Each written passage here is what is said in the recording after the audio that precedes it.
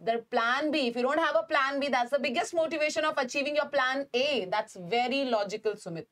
तर सुमित, कन्सिस्टन्सी कशी ठेवली तुम्ही? कारण की ना आमच्याकडे आता तुम्ही पण जेव्हा ग्रुपमध्ये होते तर एकदा इंग्लिशची रीडिंग सुरू केली तर 2 वर्ष करायची, 2 महिने करायची, त्याला कन्सिस्टन्सी कशी ठेवली?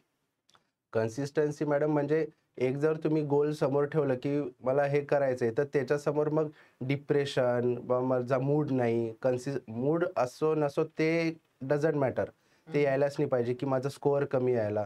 तर कन्सिस्टन्सी म्हणजे सकाळ झाली की एक आपलं जर तुम्ही स्वतःला डिसिप्लिन नाही केलं तर मग तुमचा रिझल्ट येणं थोडं मुश्किल आहे. तर एक कन्सिस्टन्सी तर पाहिजेच ती ती मैंने ना आपके सारे ग्रुप में, चाहे मुजीब हो, बजरंग हो, और भी बहुत सारे बच्चे हैं, बट आप में एक नेचर ये देखा था सुमित कि आप बहुत काम हो. म्हणजे तुम्हारे चेहरे पे कभी कोई ज्यादा गुस्सा नहीं आया, कभी कोई टेन्शन नहीं दिखा. तर हे स्टिलनेस कहाँ से आई तुम्हारे अंदर? कुठून आणली? हे इतकं काम नेचर आहे, म्हणजे जसं एक बँकरला व्हायला पाहिजे ना, इथं आईस फॅक्टरी पाहिजे, ती आईस फॅक्टरी तुमच्यात कुठून आली ते सांगा.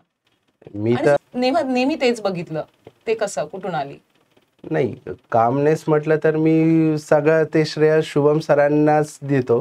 कारण त्यांनी महेंद्रसिंग धोनीला जास्त फॉलो करतात आणि क्रिकेटचं ॲडिक्शन असल्यामुळे ऑब्वियस मी त्यांचे समजा बुक्स वगैरे वाचलेले, Right. तर तिथनंच आलेले. आणि दुसरं माझं मोटिवेशन म्हणजे डॉक्टर गौरव गर्ग आहे, Okay. जे स्टडी IQचे Right, right. तर त्या माणसाचे खूप कन्सिस्टन्सी, पेशन्स हे 2 गोष्टी भयानक शिकण्यासारख्या आहे.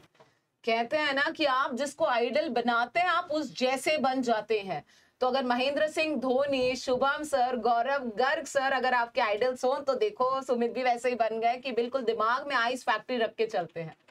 मुझे ये बताइए बच्चा, एग्जाम में प्रेशर आता था इतना, मतलब ठंडा दिमाग होने के बावजूद भी एग्जामचा प्रेशर कधी आलं का? नाही, प्रेशर कधीच आलं नाही की माझं बा प्रेशरमुळे एखादं पझल सुटलं किंवा पझल बसलं आणि टिक करताना हात थरथर कापले, असं तर कधी झालं नाही. कधीच नाही, कधीच कोणत्याच पेपरला नाही. नाही.